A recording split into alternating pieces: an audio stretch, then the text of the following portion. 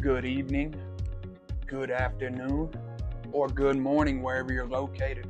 Thomas Castleman, I'm back at it again. I love you all. Student of Excellence TV, and I hope you're doing well. I truly hope you're doing well. I ought to start off with a story, but I'm just going to get into it. Use goals to help you grow. You already know what book it is, the book on thinking big. That's what we're doing today. Use goals to help you grow, okay? Using goals to help you grow. So, actually, I am going to start off with a story by Dan Martell. He said his mentor taught him that we write, actually, this is how I used to do it as well. I used to just write all the things I needed to get done. And I have a list of 10, 20, 30 things. And I'm just knocking them out, right? Knocking them out day by day, and the list just keeps growing, and you never get anywhere because you gotta do the principle of having a mason jar. So you got a mason jar, and just imagine you put rocks in it, you put small pebbles in it, you put sand in it, you put water in it, right? So we got to start out by utilizing. So whenever we learn how to organize those rocks.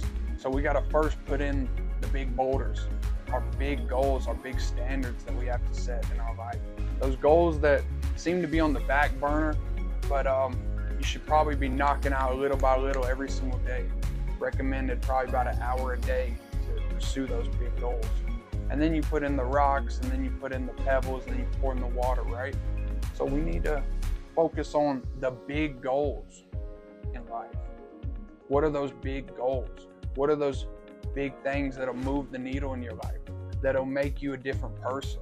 That'll elevate you to a new level? That will help you in communication? That will help you in your business? That'll help you in your industry? What are those giant ideas that can help you think a lot more creatively and moving in that direction? Anyways, let's go ahead and get into it. Love you all. You know what it is. Cue the intro. No, I'm playing. We don't got an intro. 1 minute. We're back at it again. Back at it again. Back at it again. You know what it is. Use goals to help you grow. So what I like to call this, what he's calling right here, goals, I like to call it a standard. Here we go. A goal is an objective, a purpose. A goal is more than a dream. It's a dream being acted upon. A goal is a clear, this is what I'm working towards. Nothing happens, no forward steps are taken until a goal is established. Without goals, individuals just wander through life. They stumble along, never knowing where they are going, so they never get anywhere. Goals are as essential to success as air is to life. Again, this is a standard. No one ever stumbles into success without a goal. No one ever lives without air. Get a clear fix on where you want to go. The important thing is not where you were or where you are, but where you want to get. It's very important.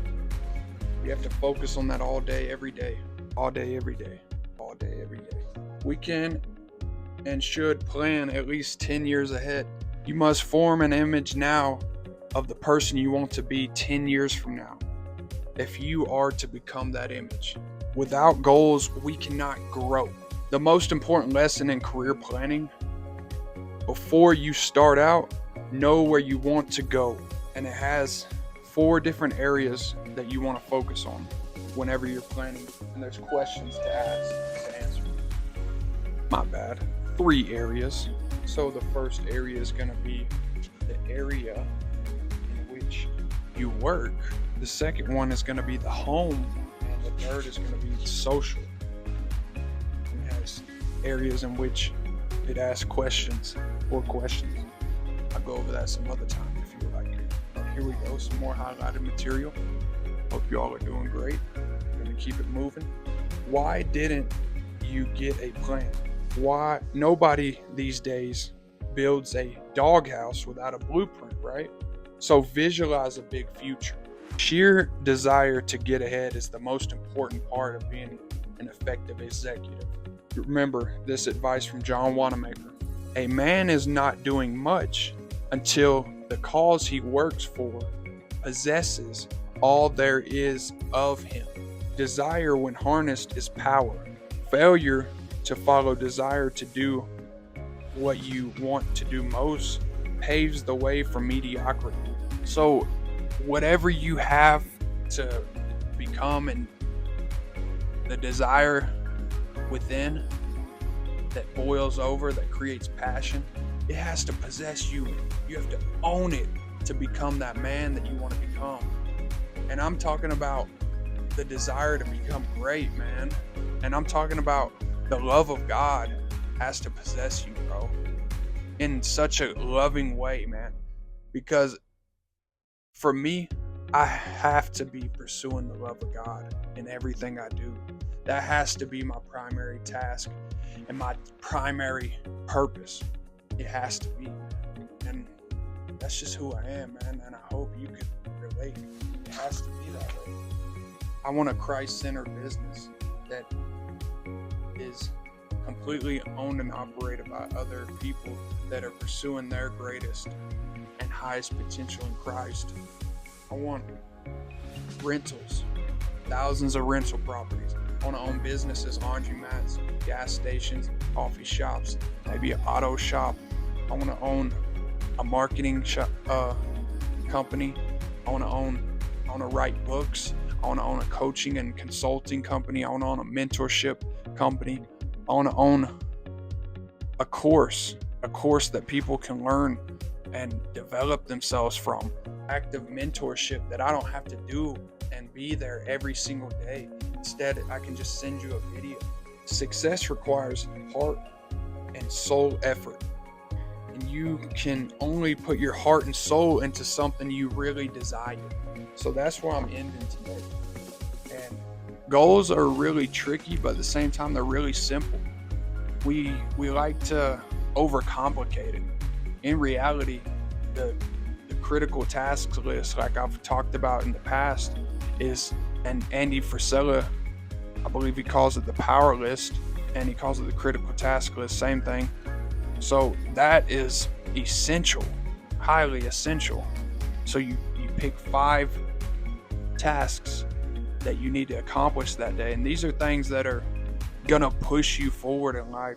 They're gonna move you in the direction of your goals and the person you're becoming and your obligations, the man you want to visualize yourself as in the future.